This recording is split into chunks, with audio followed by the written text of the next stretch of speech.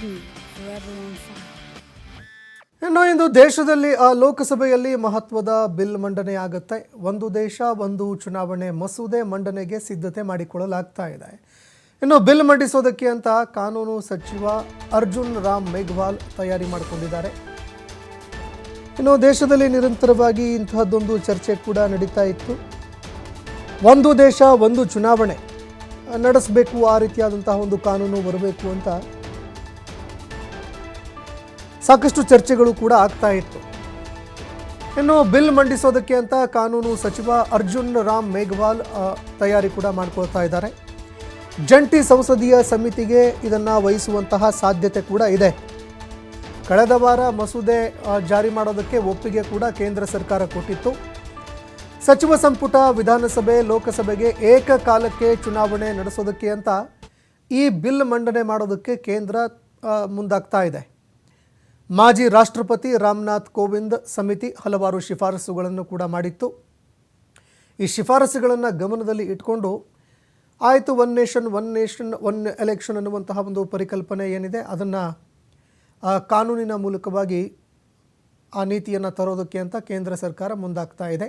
ಇದಕ್ಕೆ ಸಂಬಂಧಪಟ್ಟಂತೆ ಸಾಧಕ ಬಾಧಕಗಳು ಚರ್ಚೆ ಆಗುತ್ತಾ ಅಥವಾ ಕೇವಲ ಈ ಕಾನೂನೇನಿದೆ ಅದನ್ನು ಒಂದೆರಡು ದಿನಗಳಲ್ಲಿ ಮಾತ್ರ ಪಾಸ್ ಮಾಡಿ ಜಾರಿಗೆ ತರಲಾಗುತ್ತೆ, ಅದನ್ನು ಕೂಡ ಕಾದು ನೋಡಬೇಕಾಗತ್ತೆ. ಯಾಕಂದರೆ ಯಾವುದೇ ಒಂದು ಕಾನೂನುಗಳು ಬರಬೇಕಂದ್ರೂ ಕೂಡ, ಯಾವುದೇ ಒಂದು ಹೊಸ ನೀತಿ ತರಬೇಕಂದ್ರೂ ಕೂಡ ಅದಕ್ಕೆ ಸಂಬಂಧಪಟ್ಟಂತೆ ಸಾಕಷ್ಟು ಚರ್ಚೆಗಳಾಗ್ತಾ ಇತ್ತು.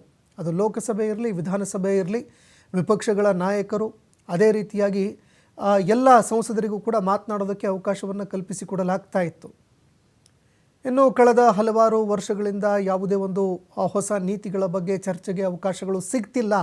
ಇದು ವಿಪಕ್ಷಗಳ ಒಂದು ಆರೋಪ ಕೂಡ ಹೌದು.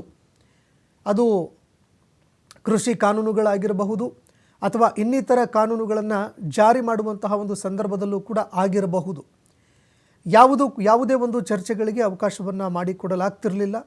ಆದರೆ ಈ ಸಂದರ್ಭದಲ್ಲಾದರೂ ಕೂಡ ಚರ್ಚೆ ಆಗುತ್ತಾ, ಏನಿದು ಒನ್ ನೇಷನ್ ಒನ್ ಎಲೆಕ್ಷನ್, ಇದರಿಂದ ಆಗುವಂತಹ ಉಪಯೋಗಗಳೇನು, ಸಾಧಕ ಬಾಧಕಗಳೇನು, ಈ ಎಲ್ಲ ವಿಚಾರಗಳಿಗೆ ಸಂಬಂಧಪಟ್ಟಂತೆ ಚರ್ಚೆ ಆಗುತ್ತಾ ಇಲ್ವಾ ಅನ್ನುವಂಥದ್ದನ್ನು ಕಾದು ನೋಡಬೇಕಾಗತ್ತೆ. ಇದು ದೇಶದಲ್ಲಿ ಜಾರಿ ಮಾಡೋದಕ್ಕೆ ಸಾಧ್ಯನಾ? ಯಾಕಂದರೆ ಪ್ರಜಾಪ್ರಭುತ್ವ ವ್ಯವಸ್ಥೆಯಲ್ಲಿ ಚುನಾವಣೆ ಒಂದು ಮಹತ್ತರವಾದಂತಹ ಘಟ್ಟ. ಜನರ ಆಶೋತ್ತರಗಳೇನಿದ್ದಾವೆ, ಜನರ ಸಮಸ್ಯೆಗಳೇನಿದ್ದಾವೆ ಎಲ್ಲವೂ ಕೂಡ ಚರ್ಚೆ ಆಗಬೇಕು ಆ ಸಂದರ್ಭದಲ್ಲಿ. ಆದರೆ ಇದೀಗ ಒಂದೇ ಒಂದು ಬಾರಿಗೆ ಚುನಾವಣೆ ಮಾಡುವಂಥದ್ದು ಎಷ್ಟರ ಮಟ್ಟಿಗೆ ಪ್ರಾಕ್ಟಿಕೇಬಲ್ ಇದೆ ಅನ್ನುವಂಥದ್ದು ಇದೆಯಲ್ಲ, ಆ ಒಂದು ವಿಚಾರಕ್ಕೆ ಸಂಬಂಧಪಟ್ಟಂತೆ ಚರ್ಚೆ ಆಗಬೇಕಾಗತ್ತೆ.